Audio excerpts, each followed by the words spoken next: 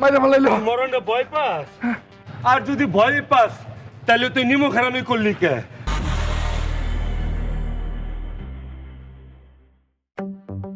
কিরে, প্রোগ্রাম তো শেষ হইল, এখন প্রচারণা কেমনে করবি? বড় ভাই শুনেন, ওই বের প্রচারণার লাগে মনে করেন যে টেকনাফ থেকে তেতুলিয়া পোস্টার দিয়ে ছাইয়া পেলাম। চাপাবাজি কম কর, এটা কাজে দেখাইস। তুই তো চাপাবাজি এমনি বেশি করস। আয়। অবশ্যই। তুই কি অবস্থা, কি ভাবতেছিস?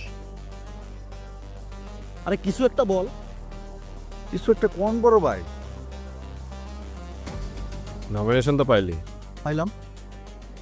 প্রোগ্রামও করলি, হ্যাঁ করলাম। এবার একটু কাজের কথায় আসি। বল। সিঙ্গেল পয়েন্ট এজেন্ডা, বল। মানুষের মন জয় করতে হবে, কথা না কাজ দিয়ে। আগে যদি রাস্তায় 100 মানুষ থাকতো, এখন 200 মানুষ থাকতো। অবশ্যই বড় ভাই, গলিপথ থেকে রাজপথ খালি মানুষের সয়লাভ করে দিন।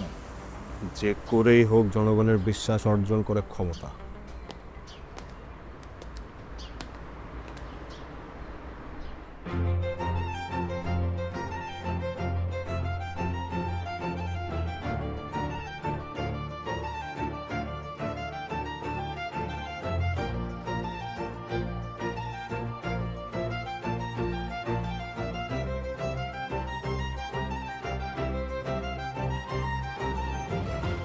কিরে, এটা কি ছিল?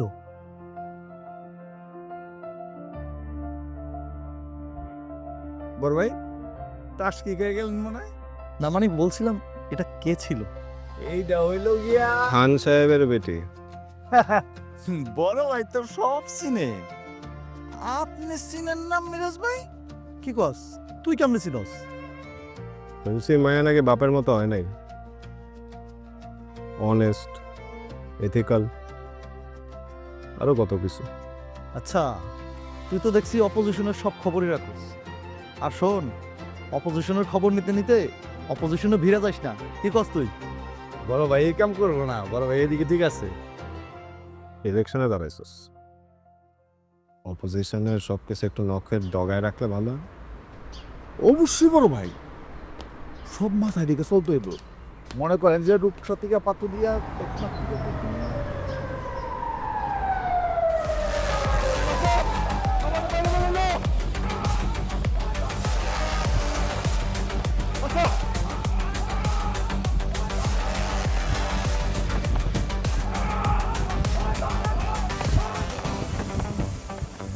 বাসা আমারে মাইরে ফেলাইলো।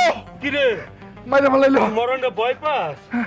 আর যদি ভয় পাস তাহলে তুই নিমক হারামি করলি কে?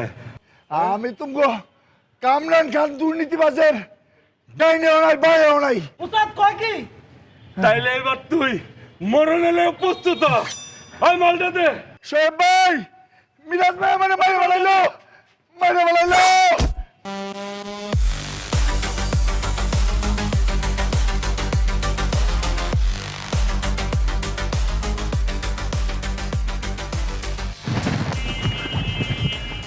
হয় বলবো, হয় তুই কি মনে করছো আমার পোলাপান মারার জন্য তুই চলে আইছস?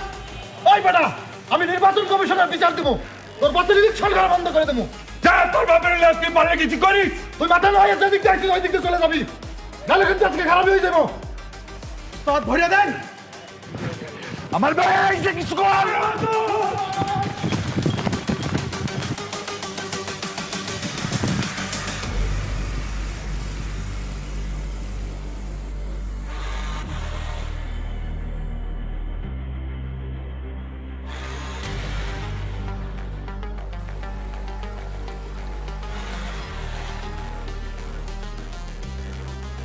আব্বু, এই বদলু ভাই যেটা করলো এটা কিন্তু ঠিক হলো।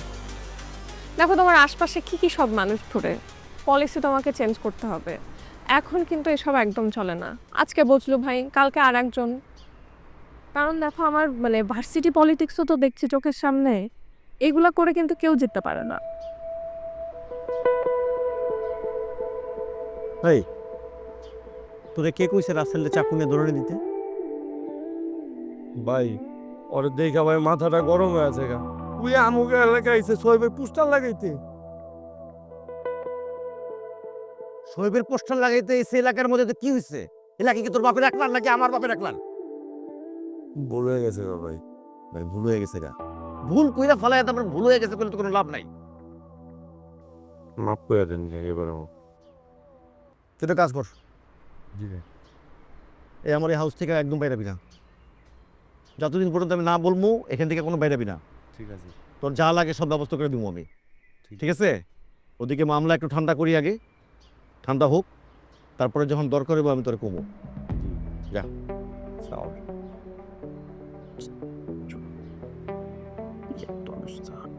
আব্বু আজকে বসলো ভাই, কালকে অন্য আরেকজন, এইভাবে করে আর কয়দিন? তোমার ইলেকশনের প্রচারণায় এমন মানুষকে রাখতে হবে যাদের ইমেজ একদম ক্লিন। হ্যাঁ দেখো, এখন কিন্তু রাজনীতি ওইভাবে চলে না। মানে এতদিন জিতে এসছো তার মানে এই না ফিউচারেও একই রকম থাকবে। পলিটিক্সটি তো চেঞ্জ হয়ে গেছে। তুই একটা কাজ কর,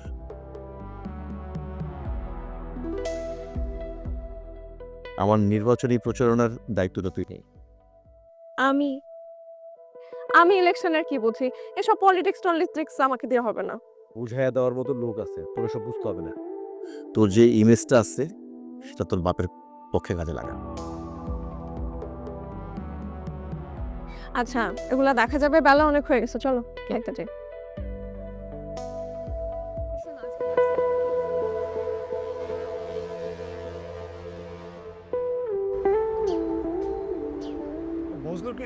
এই তোর নাকি পলিটিক্যাল নেতা হবার খুব শখ, আবার কাল শুনলাম তুই মারামারি করেছিস সেই কামরান খানের পালিত নেতা বজলুর সাথে। আপু এই দেশের জন্য দেশটার জন্য কিছু করবো না? হা সেই জন্য তোমার পড়াশোনা করে হতে হবে পলিটিক্যাল লিডার না?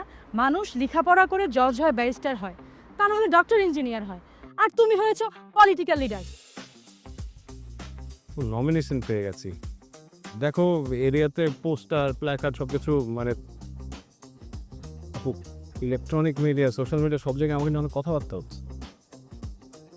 আসসালামু আলাইকুম আপু। আপু আপনি ভালো আছেন? শরীরটা সুস্থ তো? এই তুই সালাম দিয়ে ভালো সাজবি না, তুই আমার ভাইয়ের মাথাটা চিবিয়ে খেয়ে পলিটিক্যাল লিডার বানিয়েছিস, এখন ভালো মানুষ সাজতে এসেছিস? আপু আপনি সব কি বলেন? আর শোয়েব তো একটা পাবলিক ফিগার, আর ওকে তো দেশ এবং জাতি ডিমান্ড করে এরকম উদয়মান তরুণ নেতা। আহা তোমরা পলিটিক্স করে খুব দেশ জাতিকে উদ্ধার করছো, তাই না? আপু আমরা তো এই জাতির ভবিষ্যৎ, আমরা না আসলে এই জাতিটাকে এগিয়ে নিয়ে যাবে কি? দেখুন আপু, এই যে হসপিটালে অসুস্থ মুমূর্ষু অবস্থায় মানুষগুলো মারা যাচ্ছে, তাদের অর্থের না থাকার কারণে তাদের চিকিৎসা হচ্ছে না, ক্ষুধার্ত অবস্থায় রাস্তার পাশে শুয়ে ধুকে ধুকে মরছে, এগুলোকে তো আমাদেরই দেখতে হবে। দেখ তোরা নিজেদেরকে বোনের মোষ তাড়াচ্ছিস। শোয়েব, আজ যদি বাবার ব্যবসাটা না থাকতো তোর কি অবস্থা হতো বল? তুই কি করতি ভাই? এগুলি রাজনীতি বাদ দে, তুই বাবার ব্যবসাটা ধর, আমি এতেই তোর উপর খুশি। আপু আপু আমাকে জাস্ট 3টা মাস দাও, 3 মাসে ইলেকশনটা শেষ হয়ে যাবে, তারপর সব দুশ্চিন্তা তোমার দূর হয়ে যাবে। আমি তোমাকে প্রমিস করছি, আমি যদি ইলেকশনে না জিতি আমি সব কিছু ছেড়ে দেবো। প্রমিস। ঠিক আছে, মনে রাখিস 3 মাস, হয় বাবার ব্যবসা ধরবি, তা না হলে দেশের বাইরে যাবি। এই শোন শোন, আবার আবার দেশের বাইরে কেন আপু? আমি শোনেন, আমি না খুবই চিন্তিত এবং হতাশ। আপু এটা কি বললো? আর তোর মতো একটা তরুণ উদয়মান নেতা, তোকে নিয়ে পার্টির হাইকমান্ডে কারাকারি চলে, আর সেখানে তুই কি না করবি? সেই কদমতলির দোকানে বসবি, আরো সেখানে আবার চাল বিক্রি করবি তুই। আপুর সামনে তো কিছুই বলতে পারো না। আরে বেটা, বড় অন্যায়, এই জন্য পারি না। সব বাদ দে। সোহেল ফোন দিছিল। আচ্ছা তারপরে? বলছে কামরান খান বজলুকে আর কোনো গুরুত্বপূর্ণ পোস্ট রাখবে না, প্রচার প্রচারণার জন্য এবার নতুন কেউ আসবে, বুঝতে পারতেছি না তুই। আচ্ছা আমার কেন জানি মনে হচ্ছে ওরা বাইরের কাউকে প্রচার প্রচারণার দায়িত্ব দিবে। তাহলে সেই লোকটার ব্যাপারে আমাদের জানতে হবে। দেশের ঘোড়াটা সেটাই, আর ওর উপর বেস করে গেম প্ল্যানটা সাজাতে হবে আমাদের জন্য। তুই ভাই এসব নিয়ে চিন্তা করিস না, আমি তো আছি।